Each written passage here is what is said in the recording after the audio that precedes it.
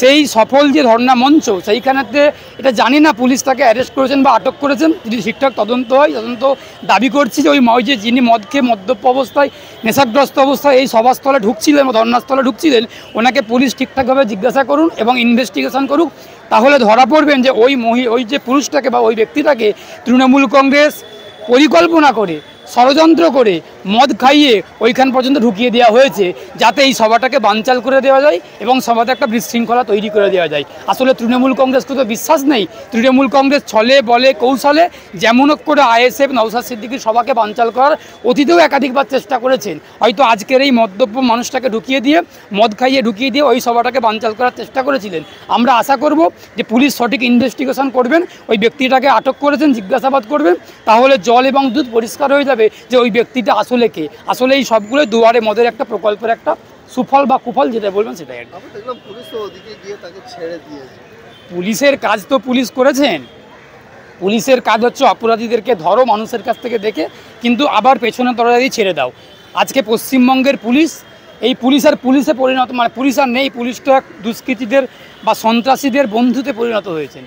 আমরা আশা করি, আমরা জানি যে যারা অন্যায় করেন, যারা অপরাধ করেন, যারা বেআইনি কার্যকলাপ করেন, তাদেরকে পুলিশ অ্যারেস্ট করবেন এবং পুলিশ তাদেরকে গ্রেপ্তার করবেন বা তাদেরকে আইনের আওতায় নিয়ে আসবেন। কিন্তু আজকের অতি দুঃখের সঙ্গে জানাচ্ছি, আমরা যারা আইনজীবীরা আছি আমরা দেখেছি যে পুলিশ তাদেরকে গ্রেপ্তার করেন, আটক করেন, গ্রেপ্তার করেন না আটক করেন, কিন্তু পেছনের দরজা থেকে ছেড়ে দেন।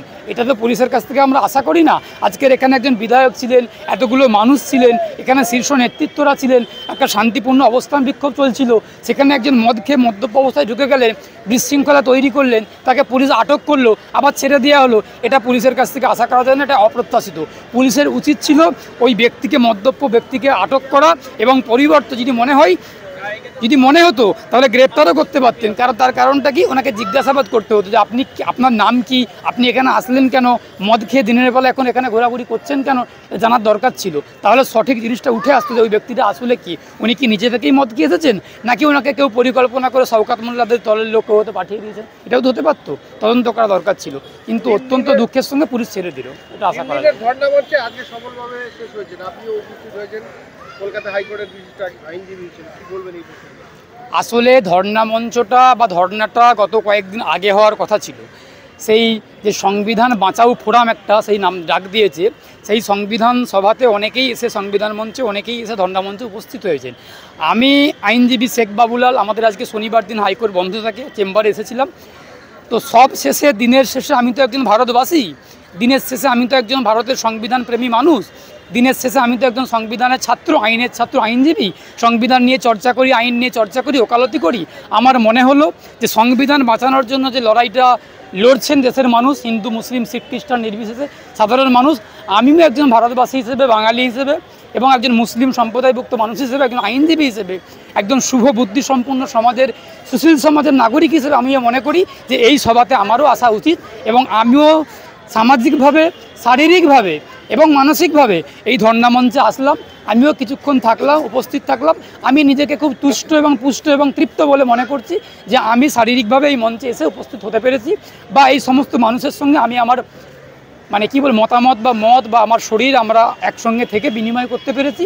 একই সঙ্গে চেয়ারে বসলাম, সবার সঙ্গে বসলাম, মত বিনিময় করলাম এবং এই যে ধর্ণা মঞ্চ একে উৎসাহিত করলাম বা উৎসাহ দিলাম যে আমরা এই লড়াইতে আগামী দিনেও থাকবো, অতীতেও ছিলাম, আগামী দিনেও থাকবো। শুধু ওকালতি করব, শুধু নিজের পেশা নিয়ে চর্চা করব, এটা তো হতে পারে না। পরিবার দেখব, আমি নিজেকে সামলাবো, অবশ্যই সমস্ত মানুষের জন্য লড়াই করব, এটা আমাদের প্রত্যেকের নৈতিক দায়িত্ব। সেই নৈতিকতা থেকেই মনে করলাম আমি অ্যাডভোকেট শেখ বাবুলাল যে আমারও এখানে আসাটা উচিত, আমি মনে করেছি, সেই জন্য এসে অংশগ্রহণ করলাম। আমরা দেখতে পাচ্ছি রাজ্যে রাজনীতিতে কুকথা ছড়াছড়ি চলছে, শুভেন্দু অধিকারী পুলিশকে গালাগালি করছে। কিছুদিন আগে ভাঙড়ে তৃণমূলের নেতা নওশাদ সিদ্দিকী, আব্বাস সিদ্দিকী বাবা তুলে গালাগালি করলো। আর অনুব্রতর কথা তো বলবো না, সারা পশ্চিমবঙ্গ তো ভারতবর্ষের মানুষ জানে।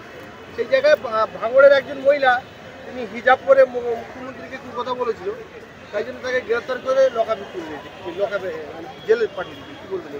দেখুন, প্রথমত হচ্ছে কোনো কুকথা সুস্থ এবং সুষ্ঠু গণতন্ত্রে কখনো কোনো অসভ্য, অশালীন, বর্বরচিত ভাষা বা বর্বরচিত আক্রমণ, কোনো রকম হামলা সুস্থ গণতন্ত্রে আশা করা যায় না।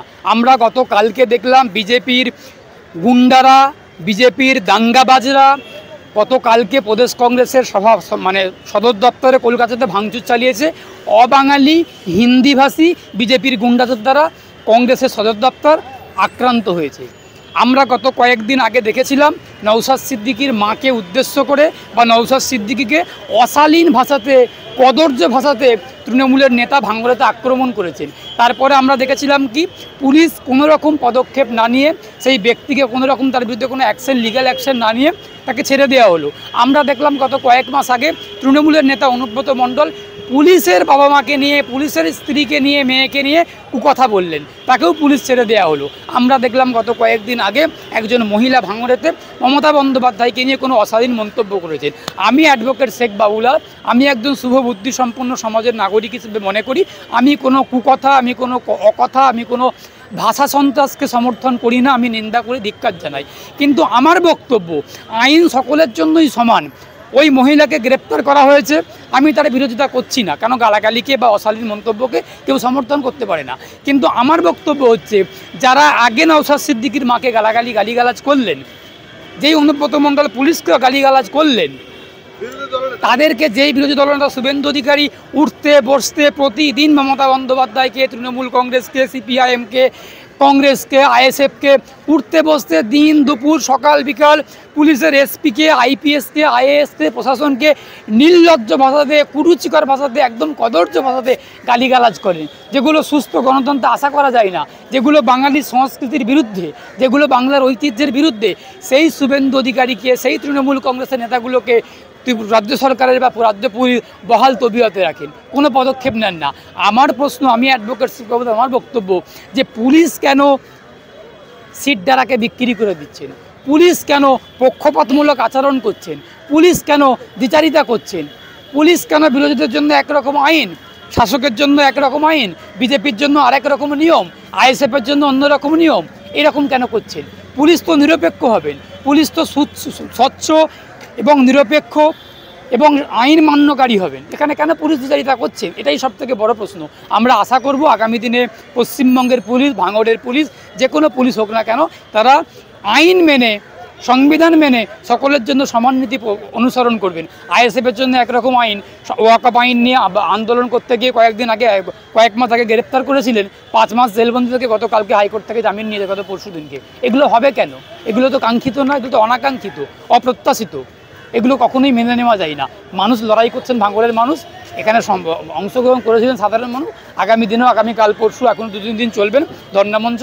আশা করছি আপনার চ্যানেলের মাধ্যমে মানুষকে আহ্বান জানাচ্ছি, আপনারা প্রতিদিনই ধর্ণামঞ্চে আসুন এবং এই ধর্ণামঞ্চকে সফল করে তুলুন। এই যে তিনি বলেছেন যে আতা গাছে পাতা নেই, মুখ্যমন্ত্রী ভাতা নেই, মমতার ভাতা নেই, এই যে শব্দটা ইউজ করেছে, তিনি অনেকেই বলছেন যে মমতা তো অনেকই সংবিধান বিরোধী। আসলে একটা কথা বলি, আমি আইনজীবী শেখ বাবুলাল, আমি মনে করি যে সংবিধানের 19 নম্বর ধারা আমাদেরকে কথা বলার বাকস্বাধীনতা দিয়েছে, কিন্তু আমাদের কোথাও কোথাও কথা বলার কিছু রেস্ট্রিকশনও দিয়েছে।